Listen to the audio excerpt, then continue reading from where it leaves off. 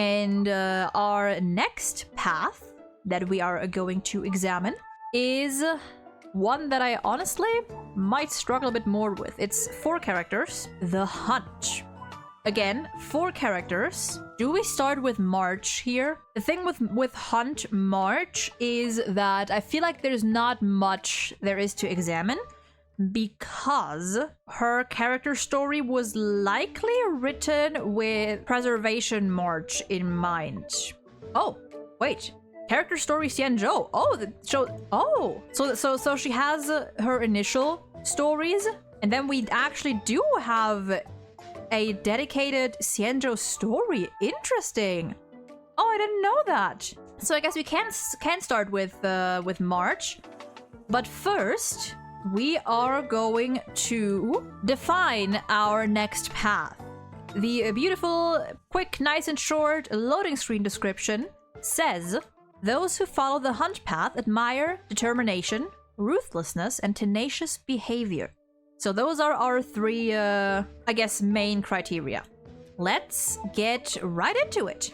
This one's gonna be quick. Okay, so, and I guess this is all we're gonna go with here. And later when we get to Preservation March and we find, you know, little tidbits that fit the Hunt after all, we can just adjust her position. March 7th. Character story Xianzhou. Visiting the La Fu for the first time, the Ambrosial Arbor Crisis. The War Dance. She not only bore witness to the Xianzhou ship's transformation, but also her own growth. The girl in the photograph moved nimbly in the flower grove. Petals rained down as she wielded her sword with vigor, fluttering all over her robes. Was she still the same March 7 from before? Her footwork had become skilled, and she carried herself with poise and composure. Before she knew it, she could already wield her dual swords with confidence. A minor achievement, but one that nevertheless transformed her into a person that she could hardly recognize. If I want to know who I really am, then I must find the truth myself. She quietly made up her mind and turned her gaze to the sky. Hope and anticipation filling her eyes. Countless stars and endless worlds gazed back upon her, twinkling in the sky as they did. My path is growing bit by bit, each and every day. Indeed, for her past and future both have gradually taken on new colors. I would say that wasn't much to go on. Do we have any voice lines of her sword training? I've always felt like a hero at heart. When I really started learning the art of the sword, I realized that the heroes in the immersion are nothing compared to my 2 little masters who taught me every sword technique I know. March and the Hunt. I think it makes sense. Determination checks out. Ruthlessness, not necessarily. And tenacious behavior. What is the exact definition of tenacious? Just check it. What is the exact definition of tenacious? Tending to keep a firm hold of something, clinging or adhering closely, persisting. I think it's a decent fit, yeah. For not being her primary path, I think it fits. Okay, so March out of the way. Next up in line would be Dan Heng. I would just say right off the bat, yes. Maybe not a perfect match, but simply because, you know, he is from the Xianzhou. He does originate from the Xianzhou, and I would assume that he held the beliefs of the Hunt, or followed Lan. I would say it fits. Fits the determination, maybe ruthlessness. I don't know about the rest. We'll see. We're gonna read. A cold and reserved young man who wields a spear known as a Cloud Piercer. He acts as the Express's guard on its long trailblazing expedition. Dan Heng never talks much about his past. In fact, he joined the Express crew to escape from a past of his own making. But can the Express really help him outrun his past? A new dawn begins. It's just another extremely average day aboard this giant ship. The markets have just opened and the morning dew is still fresh. But the young man crossing the street has never seen such a sight. Before he manages to notice all the differences between the actual city and its descriptions in books, he is immersed, savoring the warmth of the sun on the back of his neck. It's his first time seeing his own body clearly. This body belongs to him, belongs to his current name. When he arrives at the port, the escorting soldier removes the last of his shackles. He walks forward without looking back. He can feel ever so faintly several pairs of eyes gazing at him from within the city. eyes filled with hatred. It isn't until the spaceship takes off that he turns his head and takes one final look at this place. It really is a magnificent and grand spaceship, just like the books say. He only glances at it once, then turns his head away to where the stars shimmer dimly and an uncertain future lies. He looks out in silence. A new dawn begins. He steps off one IPC spaceship, then boards another. He'd never even heard of the ship's destination, but that doesn't matter. There is nowhere he particularly wanted to go. His only goal is to get as far away as possible from his past, from his home. On these spaceships, people come and go all the time. None of the IPC crews care who he is, so long as he can work. He has changed his appearance and might no longer be recognized, but he knows that same power still lurks within him, unable to be shaken off no matter where he goes. The power drags him down, slows him, tries to overwhelm him, and makes him unable to escape his past. He has to be careful. But he still can't shake off the man with the beastly eyes. If others in his homeworld felt hatred towards him, then that man only has a killing intent toward him. Even the spaceships he had traveled on were all annihilated. That man had died before him, but would reappear soon after. Outside his homeworld, there is a larger world where anything is possible. Wait, so did Blade just go, like find out which ships Dan Heng boarded and just fucking eliminated them all? Is that what happened? Yeah, it's definitely Blade. This is definitely Blade. Wow. Wow. A new dawn begins. He boards another spaceship, and the passengers are all wearing different masks. Oh, is this? He nearly has his memory stolen and is forced to listen to a lecture that sounded like mad ramblings. He knows that huge monsters prowl upon this route, but he could only find a way towards survival by traveling along the most dangerous of roads. He defeats the huge monsters and disembarks in the next port. He thinks he could remain undetected among countless ships, but is stopped by a red-headed woman. She salutes him and thanks, saying she is with one of the ships he had rescued. He's about to turn and leave when he sees a parked train beside the redhead woman. Where's your next stop? Haven't decided yet. Then would you like to board our express? We're retracing our previous journey. There's so much to see all over again. We need a guard and an archiver. You can get off any time once you've made up your mind on where to go. All right. So here, this ship that he was on, all wearing different masks. Masked fools, more specifically, morning actors, is what I've read. I want to know more about the morning actors. I truly do. I really do. I want to know more about the morning actors, especially now with the theory of Sampo being one after the last Tiny Bellabog event. People have been speculating all the more that Sampo might be a morning actor, so I need to know more of that faction. Okay, let's see. Character story part 4. A new dawn begins. He rubs his eyes, realizing it had been too long since he had such a good night's sleep. He considers himself as only staying temporarily and refused the room specially prepared for him, making a simple bed on the floor of the archives. However, he stayed up all night reading the data bank. At some point, he drifted off to sleep. He opened the door to find the conductor standing there, reprimanding him for staying up late. Otherwise, he'd miss out on a piping hot breakfast and would have wasted the care put into it. He nods and the conductor quietens down in satisfaction, wobbling as they lead him to the passenger car. The redhead woman, who he now knows is named Himeko, flashes him a smile. The brunette man to the other side, Mr. Yang, remains silent, despite appearing to have many questions on his mind. Before he knew it, he'd spent many a morning just like this. The process of revisiting the route is not easy, mostly due to the numerous roadblocks caused by Stellaron. Sometimes they would encounter the huge monsters he'd defeated before.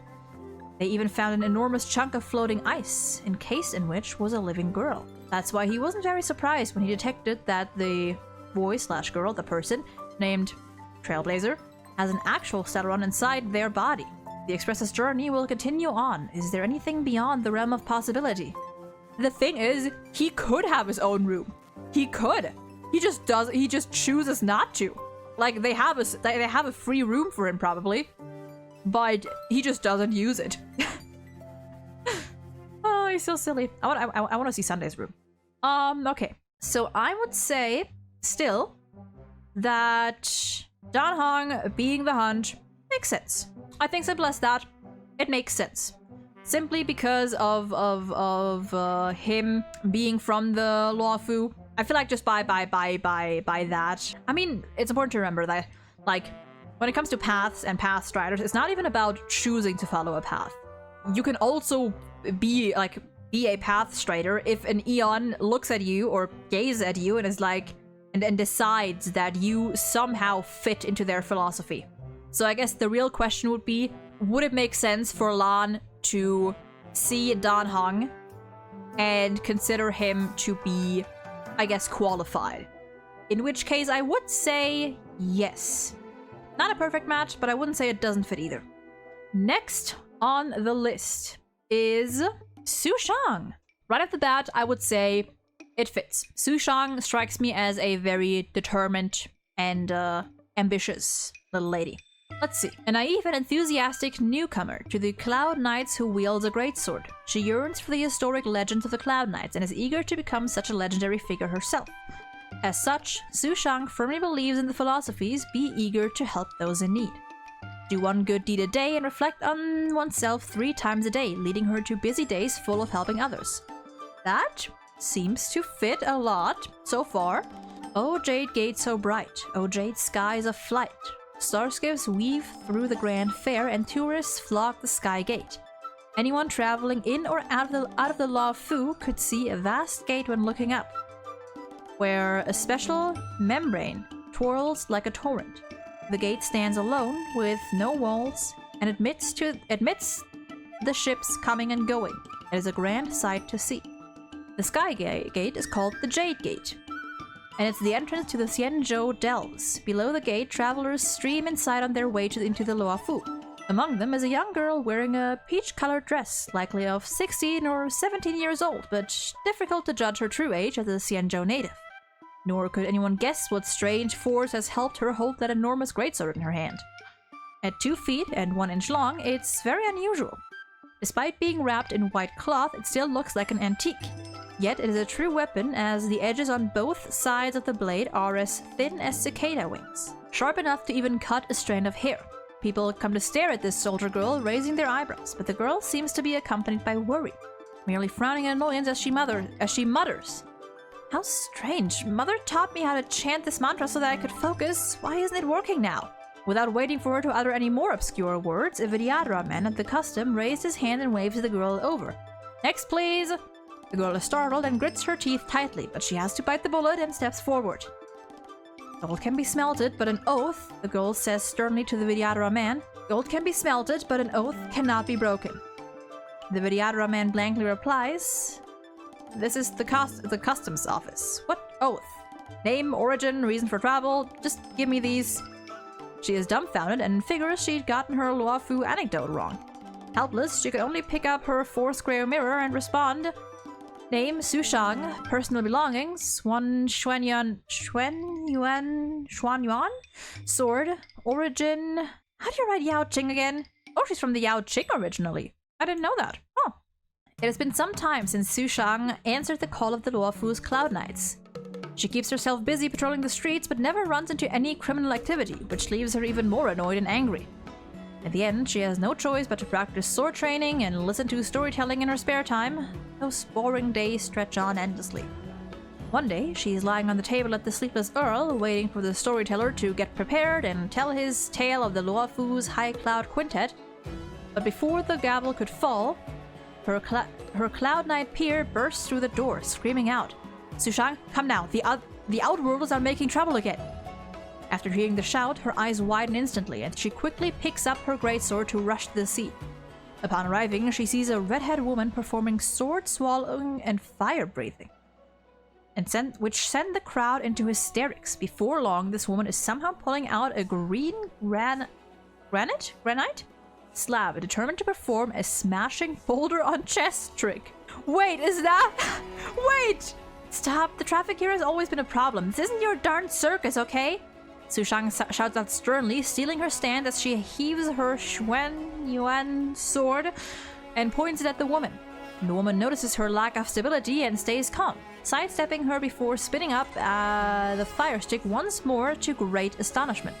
"I'll leave then, out of respect," says the redhead loudly. and with a wave of her hand, the blunt end of the redhead's spear stabs straight towards Sushang's... Wait. The blunt end of the redhead's spear stabs straight towards Sushang's clenched hands. Sushang backs away a pace, whereupon the woman unexpectedly takes several round objects out of her pouch, smashing them onto the ground to send smoke and fire in every direction, causing an incessant sound of explosions. When Sushang comes to, she realizes that the woman has disappeared. What the heck was that? Firecrackers? This outworlder cannot be overestimated. Sogunaifen is an Oh, interesting. Sogunaifen is also not from the Luofu. Yeah, to think that's how those two met is kind of funny. Dearest mother and father, how have you two been? I've been fighting alongside the Cloud Knights on the Luofu for some time now, as per your request. So that's something to report. I think I should share it here with the both of you. In my opinion, the most important event lately should be me independently handling someone dangerous without relying on anyone else. This outworlder always goes around making trouble, and always packs lots of explosives, threatening public safety. But this person is forced into this by the vicissitudes of life. I have never heard that word. Inspired by me, she decided to turn over a new page, and now we're even close friends. Aww. I also follow your advice and continue to practice swordcraft every day. I feel like I've been making great progress. If I can go home and show you two, I think you'd be pleased with my progress. I remembered back when I set out that you asked me not to be too whimsical and train myself with the army. Well, now I've practiced a lot here, I am gradually becoming more mature. I still have so much to learn, but I can look after myself now. So you both don't have to worry about me. Oh. And the last one. Oh yeah, that's a response of some sort. Sushang, reading your letter is almost as good as seeing you again in person. The two of us are safe and sound, so don't worry about us. As for your recent situation you described in your letter, we understand and are deeply gratified. In addition, we've added some new instructions here and hope you're able to make an effort with these. Firstly, when making friends, you should consider if they're good or bad. Sushang, you're now old enough for courtship, but you still don't understand how unpredictable and dangerous the world can be. Your collusion with hoodlums has worried and aggrieved us. Straightforward, trustworthy, and knowledgeable people are good and should make good friends, but expedient? Soft and flattering people are not good and should be avoided. Secondly, don't strive to achieve grandiose things. We know you've always been anxious about justice, but But your letter seems to have fact mixed with fiction, or at the very least, be greatly exaggerated.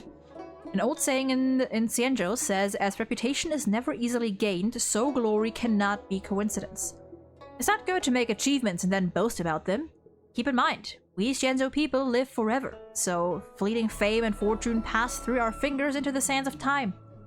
It's why you need to build up a strong foundation and focus on the practical, being meticulous and careful as if skating on thin ice. One slip and you'll get into trouble, fall into the grasps of Mara and bear the consequences for life. P.S. Keep your sword sharp every day and don't forget to recite your blade swara to focus your spirit. The mind is the basis of martial arts, and when your mind gets refined into the formless, you can know that the sword is nothing but another crutch to rely on. Grass, wood, stone, bamboo, and the alike can all make swords. Follow your heart and energies freely. It'll take many a day yet for you to eventually tame your Xuanyuan sword. P.P.S. You made a lot of writing errors, Sushang. Please read more books while you're off duty. And it's not look after myself, it's look after myself, not looking after. Oh, that was on purpose. That was just Sushang fucking up. Imagine reading this as an illiterate Sushang. Yeah, poor girl. I get what her mother is talking about, but it's a simpler way to say it. I would say Sushang fits the hunt. Would I go as far and call it a perfect match even? I think so. I think I would even go as far as to say it's a pretty perfect match. Very ambitious, very determined, very tenacious. I mean, I don't know about the ruthless part, but the hunt is also about, like, hunting down injustice. And Sushang is a very, what do you call that? Wants to bring justice to the people, to the world, to whatever. So I think it fits. I think it fits very well. With that, we have one final character for the hunt. Moze. Mr. Cleaner. I love him. I already loved him. I'm loving him more now that Ben is voicing him. His eyes are so pretty. I've actually read Moze's story. I've actually read his story, but we're gonna go through it again. I like Moze's story a lot. The Shadow Guard of the Yao Qing, Moze is taciturn and solitary, always acting on his own. As an expert in intelligence, services, and other operations that must remain covert, Moze rarely shows himself before others. The moment he reveals his blade usually spells doom for his enemies. He commands a vast wealth of assassination techniques, coupled with an extraordinary obsession for orderliness and cleanliness. Part 1. Merciful of Sanctus Medicus. Now listen to us. Swallow this. Not only will your illness be cured, but you shall become no different to a long-life species. You shall live a long, long life. He tries to swallow the medicine, but does not dare inhale. He has no idea how many more times he would have to endure this suffering. The thick liquid passes through his esophagus like he is swallowing needles. A powerful urge to vomit crushes his entire chest. Swallow it, don't spit it out. This is medicine. His body is also echoing the sentiment. Swallow it, swallow it, swallow it. Swallow it and you will never have to face the threat of wild beasts. Never again will you fall into the gaping, bloody jaws of fear. Swallow it and your body shall no longer be powerless. Never again will you have to stand by and watch your companions die. Swallow it. As his organs and flesh begin to consume the medicine, a strange power begins to course through him. He yearns to gasp for air, but the sensation of being devoured and torn that spreads from his abdomen down to his limbs makes him feel suffocated. Endure it, just like before. If you can just endure it. He can no longer make a sound. Only his body is conversing with him. Endure it. He will then no longer be the orphan abandoned by his village in the wilderness. Endure it. Then every word he speaks will be answered, and he will no longer be alone. Endure it. Moze, how do you feel? Very good. It seems like you withstood it once again. Keep holding on. Don't be afraid. All of your ailments will be eliminated. When that time comes, you can do whatever you please. Hunt the beasts of the wild, protect your companions, live a long and healthy lives. When your body is completely healed, you will obtain a whole life. You will become our true family. When that time comes, we must carry on each other's wills. Who knew that one has to bear so much pain to finally find their family? It hurts. He can no longer take it. The son of agony finds its way through the cracks in his gritted teeth. However, the person by his side simply says, Unity of Discipuli Medicus, the immortality's true path. Pass this trial in safety, and victory would mean life. The mercy of Sanctus Medicus. No one cares what he has to say, so he slowly grows accustomed to not talking. We love cults! General, report. 117 of the disciples of Sanctus Medicus have been captured and will be handed over to the Ten Lords Commission for imprisonment. However, this young man has likely suffered torture with their medicines. Look. As he hides himself in the shadows, the woman being referred to as the General walks toward him. She had clearly already noticed his presence. When that time comes, we must carry out each other's wills. The voice that resounds in his mind is devoid of emotion, yet day after day of being exposed to it causes him to raise his dagger at once. However, in the blink of an eye, the dagger comes crashing to the ground. You wish to kill me? You killed my family. He notices a momentary unease in the eyes of the fox-eared woman. You count them as family? They saved me. They are the only reason I am alive. She lets go of the boy and shakes her head. I see you know nothing. Never mind. Someone will come to plan a home and life for you. Just follow them and you'll be fine. As she turns to leave, the boy stays crouched on the floor, simply staring at her back. He knows that this may be his final chance. He picks up the dagger from the ground, jumps high into the air from behind her, and lunges forward. A fine attack, she praises him.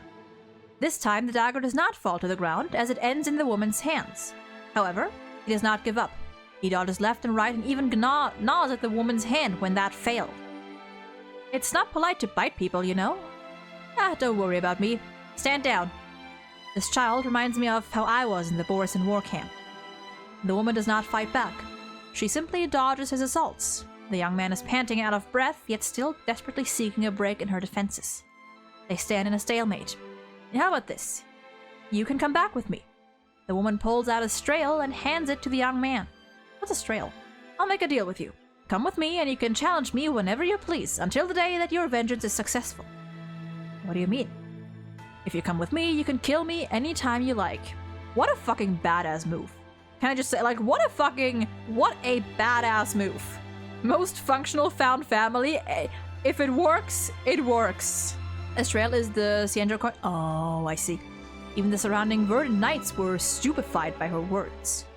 Of course, until the day you kill me, you must do as I tell you. You'll eat 3 square meals every day, study, learn martial arts. Oh, and you will shower daily. The young man swallows a heavy gulp. What about after I kill you? The woman was caught off guard for a moment before erupting into loud laughter. Then, naturally, you'll be free to do whatever you please. Part 3. Who are you? He says nothing, but people who are staring death in the face tend to get chatty. I know, you're Fei Xiao's shadow guard. I'm right, aren't I? You spent your whole life working in the shadows, doing things that should never see the light of day. How about I give you a chance? My master wants to know if the rumor of Fei Xiao having Boris in blood is true. If we can reach an agreement, then we can take down Fei. Things are as yet suspected, so he brings his mission to a swift end. This is his duty as a shadow guard. There is no consideration for right or wrong. His actions are motivated only by orders. This is because to him, each successful mission is an opportunity for revenge. For every successful mission, you will earn 1 strail. 1 strail will buy you forgiveness after each assassination attempt. Ah, interesting. He was once concerned that he would not be able to get close to Fei Xiao, yet he was assigned as Yao Qing's shadow guard and followed by her side at all times. His assassination attempts were never successful, but through them he had mastered the art of vanishing and reappearing like a ghost. This blade that strikes from the darkness is not only aimed at the general of the Yao Qing, but also the enemies of the Xianzhou Yao Qing. He is the omnipresent shadow. Are you the crow feather weirdo? I love that name. Crow feather weirdo. Another mission complete. Sitting on the ground, the child timidly asks, They say the crow feather weirdo beats up bad guys, punishes evil, and fights for good, but the clothes he wears are so dark that no one can ever see him. You're so strong and your clothes are so dark, so thank you for saving me. Punish evil and fight for good? That is never his motive. He just happens to save the boy while carrying out one of his missions. However, he has indeed become used to concealing himself within the shadows and keeping a watchful eye on all goings-on, not letting anyone pass him. In the sparkling eyes of the child in front of him, he can see himself clearly in his umbral clothes. He walks in the darkness and stands in the darkness. Crowfeather Weirdo, the Shadow Guard, they are all parts of who he is. And the final one, a bit of a longer one. The Foxian Healer half covers his face as he looks at the scene before him with great empathetic concern. Countless eyes, ears, tongues, teeth, limbs, and fur are sprouting from and falling off of the bodies in front of them, as if they're experiencing this final suffering in vain. For the first time in forever, Moze feels a little uncomfortable. Not only because of the scene before him, but because it reminds me of his blurred memories of the past. I've actually read this story. I might not have read this one, actually. Mercy of Sanctus Medicus. Life without bounds. Old age never coming, the dead revitalizing. A crowd of Sanctus Medicus disciples huddles together. Though one of them is heavily wounded, those around them simply continue to murmur those familiar words. Divine traces of abundance shall heal your body. Quick, drink this. Suffering is temporary. You shall have a full life once more. You will not die in this moment. In a flash, the speaker collapses to the ground. The black-clad shadow guard appears in the light before them and stands solemnly. Silence cannot conceal the murderous rage that once again wells up inside him. These people are no longer people. They feel no pain. What about you, though? With wounds like those, are you going to tell me you feel no pain? The Foxian Healer sprinkles powder on his wounds and chatters away as always. We were originally here for reconnaissance? Is that how you pronounce that word in English? I told you we had a large force ready for backup. Why did you go ahead and take action? He does not say a word, simply looking down at the sharp, blood-coated dagger in his hands. Over the years, though, through each and every mission he had completed, he had long since come to understand just what the former family of his was. However, he refuses to think about it in depth, nor would he acknowledge that his view had changed from all those years ago. If he did, what meaning would his vengeance and their vow have? Does that hurt? He still refuses to speak. The Foxian Healer decides to speed up his movements, wrapping his wounds in gauze, and casually pressing down a little too hard. Ow. Oh. If it hurts, then say it out loud. What good does enduring your pain do? Just seeing you like this is agony for me. Aww. He nods. He has become accustomed to not speaking, but also to having people speak on his behalf. I haven't read this one. Oh, that's my Moze heart is happy. He's happy about this one, but also ouch. I love Moze. I love him so much. And yeah, Fei Xiao did definitely like hit him with with the fucking forcing him to take care of himself, which I love. Okay. I honestly think I might even say a perfect match. Despite him seemingly not caring about, you know, justice or good and evil and whatnot, he is definitely, like, he is fighting against injustice in his own way, even though he is ordered to, but he is still doing it. He is very tenacious. He is ruthless. He is ruthless. He is an assassin. He has a very direct approach to everything. Yeah, vengeance and determination. Honestly, I think it fits perfectly. I think it fits perfectly. So we got the destruction and hunt done.